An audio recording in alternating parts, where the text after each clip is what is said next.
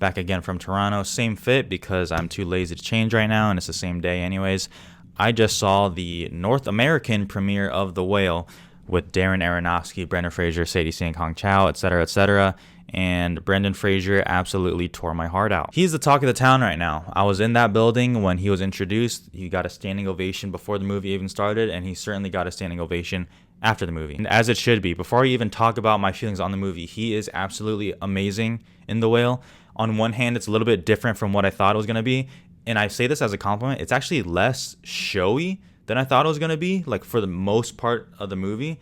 But then the ending just kicks in, and my God, Brendan Fraser is absolutely amazing. If he won the Oscar, it would be one of the better Best Actor winners, certainly of the past decade. I would have to think about it, but if he won, it would be around the area for me of like a Hopkins and a Casey Affleck. Around there, I'll have to see this again, but he is absolutely amazing as advertised. He fucking lives up to the hype of his performance, and he is amazing. Now, it is a transformation with the makeup, and that certainly helps. And he even said in the TIFF Q&A afterwards how the makeup really helped him kind of do that performance, where he said he didn't believe he could do that performance without some of that makeup. Even the moments that aren't showy, like I somewhat expected more, flashy parts throughout the movie. That's just what I expected. It was a little bit more subtle, and he did so much acting with just his eyes, and I actually like that much better than him, yelling and crying for half of the movie. I was not familiar with the play at all. I'm from Arizona. We don't really do like the Broadway stuff. I don't really know anything about it. But after the movie, I felt like I truly understood that character. I felt like I had been with that character for years for whatever reason. I felt like I knew the play from its conception, even though this was my first experience for it. And that really goes to Brendan Fraser because, my God, he communicates everything through his eyes, through the sound of his voice, his facial expressions. And then obviously when shit starts to kind of ramp up a little bit as it builds to a climax, he is heartbreaking. And it is absolutely an amazing performance. The performances all around are excellent. Sadie Sink is great. Chau is amazing. Samantha Morton in one scene is awesome.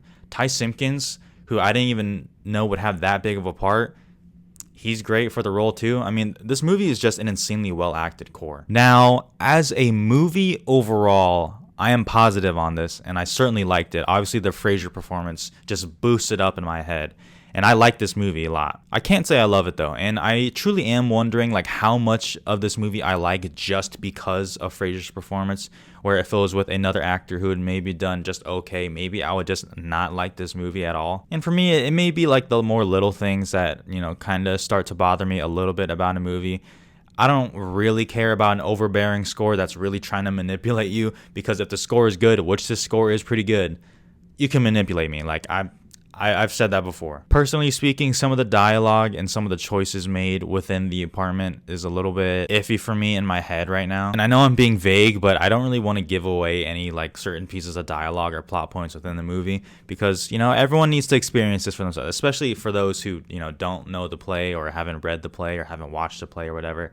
You want it to be your first experience, I guess if I could try to give some more specific details, I mean, the beginning was a bit of a slow start, and I don't mean in terms of pacing, I just mean in terms of me kind of, I say this so much, but getting locked into the movie. I felt like the movie was trying to find its footing. It does have a tough job to kind of reveal his look to the audience for the first time, and then kind of get a glimpse of his personality and what he feels. And some of it, I was like, I don't really know exactly if that worked, but as the movie goes on, it kind of just gets better. It's like a crescendo like this. It's one of those graphs right here. Starts off a little shaky, a little slow, a little messy, a little clunky, and then as it keeps going, as the days progress, it gets better. And Fraser just carries it. He just carries the movie on his back. And that's crazy because the supporting performances are also amazing, but the fact that Fraser is just doing a LeBron James right now, insane. Honestly, I don't want to speak too long about this. I don't want to keep rambling. The Whale is one of the more interesting movies of the fest for me. Like I said, I am certainly mixed on the movie. I am a mixed positive for me. But I mean, Fraser's performance absolutely carries it, and I'm excited to see it again. The Whale, 3.5 stars. That might seem low to some people, but cut me some slack. So Oscars is pretty interesting because I can see so many paths for this movie. What I'll say is this: is it a picture play? Yes, absolutely, it's a picture play. People were sniffling, people were crying, and that is what I think will eventually probably push it in. I'm not willing to go all the way in, haha, but it's certainly at least on the cusp. Now, even if I do have it in picture, it would be a lower tier picture, but it is what it is. Fraser is just, I mean, I cannot imagine him missing. This would be an amazing Best Actor win. I am seeing, as I'm recording this, I am seeing Empire of Light, I'm seeing Banshees, I'm seeing The Sun, all within like a day. So maybe I'll know a little bit more about that, but the Best Actor race, I mean, Fraser is in the lead right now. I mean, my God. Supporting actress is actually the most interesting to me because there's the most talk about it in terms of, you know, because everyone kind of knows and assumes that like, oh, Fraser's in, he's winning. Supporting actress is a bit more interesting. Talking with people afterwards, it's funny. There's just different opinions on who the supporting actress player is.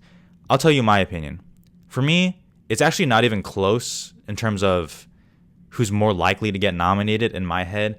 I think chau is clearly the better bet to get nominated for supporting actress. However, some people disagree and they say Sadie Sink. And the reason a lot of people say Sadie Sink is because she has like the ending scene with Fraser, which certainly does help. But it's weird how people are acting like chau is not in the ending of the movie. Like, she is literally there like 10 minutes before the movie ends. Like, I don't really, I guess. And chau is like the more sympathetic character. And I think she actually has a lot to do and a lot to show. Sadie Sink's character is kind of aggressive and not very nice in the beginning. And I think people might be turned off from that. And once again, I don't want to give anything away, but for me, like, it is clearly chau for supporting. But the fact that people are giving me so many different answers, I guess 2 of them could get in. I don't buy that, but you could make the case for it. Or we'll see if just, you know, critics groups just come to that consensus where it's like, okay, she's the one we're nominating from The Whale, so let's just stick with it, like they did with like Sacha Baron Cohen, where it's like, he's the one, let's just stick with this one. Or it's possible that they just cancel each other out. The point is that supporting actress for The Whale is actually still not clear having seen the movie. For me, it's chau. For others, it's Sadie Sinks. For others, it's both, and for others, it's none of them. Screenplay, I just think you have to throw in, like I mentioned with Glass Onion, just adaptive screenplay is just not that strong right now. So I think you gotta keep it in adaptive screenplay. Makeup, it damn well better get a makeup nomination. I mean, the prosthetics is insane, so that one feels good. And I actually think that's probably where it taps out. I do really like the score, to be honest, but I don't know if it's one where people are like actively thinking we need to nominate the score. And some people might have a problem with it being a little bit overbearing, a little bit like, okay, let's get you to cry now. You know, I don't have a problem with that, but I think other people would. And other than that, I don't really see anything else. I don't really see cinematography. It is all shot in an apartment. You know, Matthew Libatique is an amazing cinematographer, but I don't really see that. Editing, I also don't really see that. I think that's actually where it could max out, where it gets a makeup, a screenplay, possibly 2 actors, and then it could get pictures. So maybe it's one of those nominees. Or maybe it underperforms because A24 has their chips in the Everything Everywhere basket. Interesting stuff here. What the fuck is going on? I am so tired. More TIFF coverage is on the way. I mean, I am just absolutely on 7% battery life right now for me as a human being. But we move. We keep pushing. What's good?